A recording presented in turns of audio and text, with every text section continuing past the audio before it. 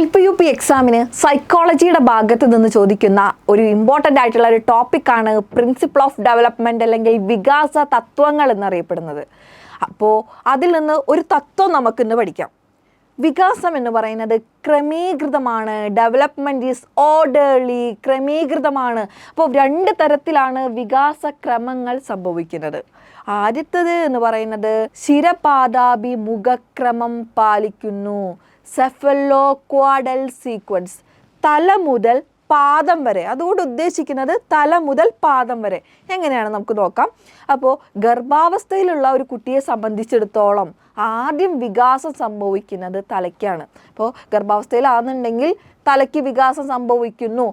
അതിനുശേഷം നവജാത ശിശുവായി ഇപ്പോൾ പിറന്നതിന് ശേഷം ജനനത്തിന് ശേഷം ഉണ്ടാകുന്നത് ഇപ്പോൾ മൊത്തം ശരീരഭാഗത്തിൻ്റെ 1/3 ഭാഗം മാത്രമായി എന്ത് ചെയ്യുന്നു, തല മാത്രം എന്ത് വരുന്നുണ്ട്, 1/3 മാറുന്നുണ്ട്.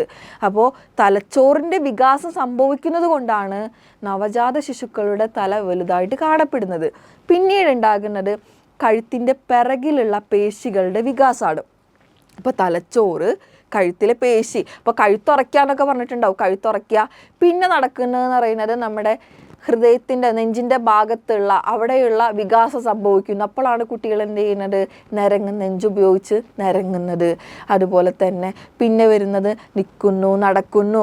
അതായത് തലയിൽ നിന്ന് വികാസം ആരംഭിച്ച് തല, കഴുത്ത്, ഉടൽ, കാല്, അങ്ങനെ ശിരപാദാഭി മുഖക്രമം പാലിക്കുന്നു. ഇപ്പം രണ്ടാമത്തത് എന്ന് പറയുന്നത് വികാസത്തിൻ്റെ രണ്ടാമത്തെ ക്രമമാണ് ശരീരമധ്യത്തിൽ നിന്ന് വശങ്ങളിലേക്ക്. അപ്പോൾ ശരീരമധ്യത്തിലുള്ള കരൾ, ശ്വാസകോശം, ഹൃദയം തുടങ്ങിയിട്ടുള്ള അവയവങ്ങൾക്ക് വികാസം സംഭവിച്ചതിന് ശേഷം മാത്രമാണ് ശരീരത്തിൻ്റെ അറ്റത്തോട്ട് വശങ്ങളിലോട്ട് പോകുന്നത്. പിന്നീട് കൈ, പിന്നെ കൈവിരൽ, അങ്ങനെ ആ ഒരു ഓർഡറായിട്ട്. അപ്പോൾ വികാസം എന്ന് പറയുന്നത് എന്താണ്, ഓർഡർലിയാണ്, ക്രമീകൃതമാണ്.